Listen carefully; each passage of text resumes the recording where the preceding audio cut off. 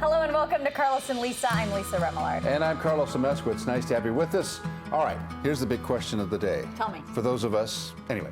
In that age. In that age group, do you have enough money to retire when you turn 65 years of age? If you don't have enough, well, you're not alone. Let me tell you something. This saving for retirement right now consumes me. Yeah. I think about it all the time because I think about my parents and how my dad worked for the county of Los Angeles, and so he had a pension and he had a retirement. So he thought about it way at the beginning of his career, but it was already automatic. But it was also a pension, so then the county contributed to it, and also funded it. Yeah. So he didn't have to put much in. Think about it. But that's not how the world works now. And a new Associated Press study found that 23% of people expect to never retire. Welcome, Carlos. I've done it 3 times. and the truth is, I love to work, so that's a choice. You're not safe for retirement. That's a life choice, but yes, of course, safe for retirement. But you can forget about relying solely on your Social Security benefits in retirement. As of right now, it's about $1,500 a month on an average. That's not enough to live on, certainly not in California. Certainly not. So in the past, folks have supplemented their Social Security with a company pension plan, but obviously those are very few and far between. Yeah, and cities are cutting back because it's expensive. You know, we went through that in San Diego. Yeah. Absolutely. Yeah. So lots of us are left with a 401k plan. But in California, 61% of private sector workers don't even have access to that. Yeah, well, do you want to encourage people to save? They created these 401k plans, these Roth IRAs, these IRAs, all these things, and people still don't do it. Well, I don't understand that, but people spend their money instead of saving. Well, also we live in California and it's too expensive. We have to spend everything, yeah. So there's no way to save because you just don't have the financial means to do so, a lot of us. So enter the CalSavers program. It's a brand new state-sponsored program aimed at helping Californians do just this and save for retirement. So joining us right now to explain how it all works is CalSavers Executive Director Katie Solinsky. Nice to have you here, Katie. Hi, Katie. This is really. Oh, so CalSavers is what?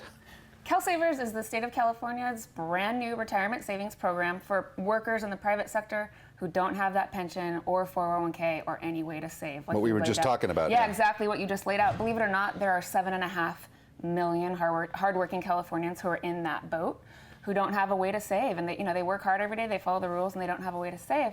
But what we know from the research is that people are 15 times more likely to save and be on that path to retirement security if they have a way to do it at work via their paycheck. Automatic, set it and forget it. So how does it work? Yeah, so CalSavers is a very simple automatic enrollment individual retirement account. So an IRA, just like has existed in the market for a couple of decades. And there's 2 really important features of it. Number 1, from the employer's perspective, if you don't, according to the new state law, if you don't already offer some kind of pension or 401k or savings vehicle, then you either have to go get one off the private market or register for CalSavers and facilitate access for your employees. So that's a really important element of the new state law.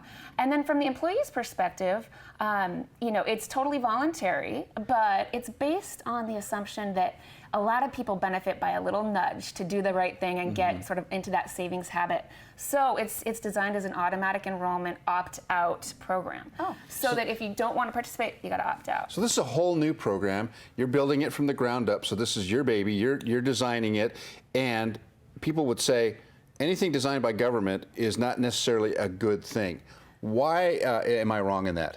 Yes, and I should say that I report to a public board that's chaired by the State Treasurer Fiona Ma, and the bill was studied for years, and the state legislature went through many different iterations and design considerations, and then at the end of the day decided that designing a really simple IRA with a public-private partnership. So I run a small staff out of the State Treasurer's office, but really it's professional financial services firms that are running the program, and really we're doing it at no cost to taxpayers. So the program is completely funded based on low fees for our savers, but it's totally self-sufficient that way.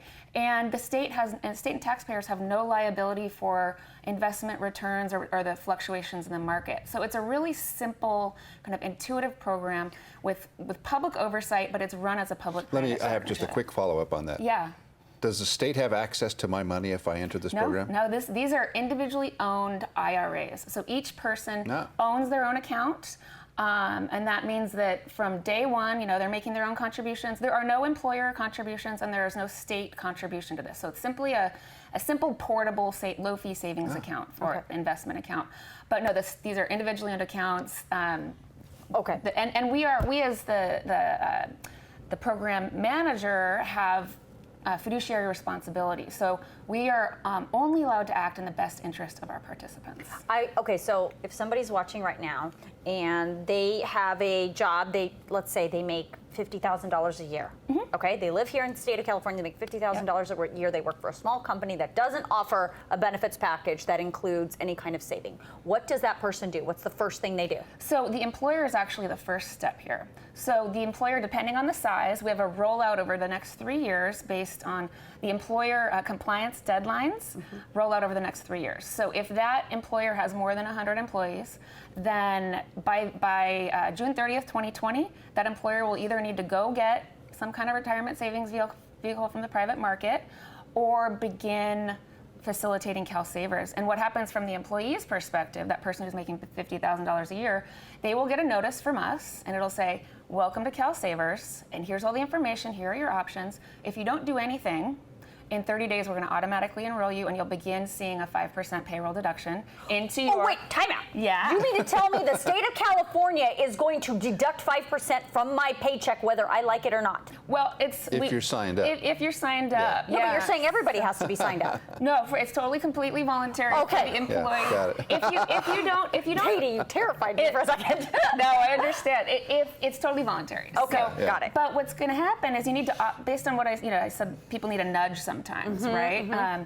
So if you don't opt out within that 30-day window, then you'll be automatically enrolled. You can opt out at any time. You can opt back in. You can change your savings rate down to 1%, up to much higher than that. And what's the fee?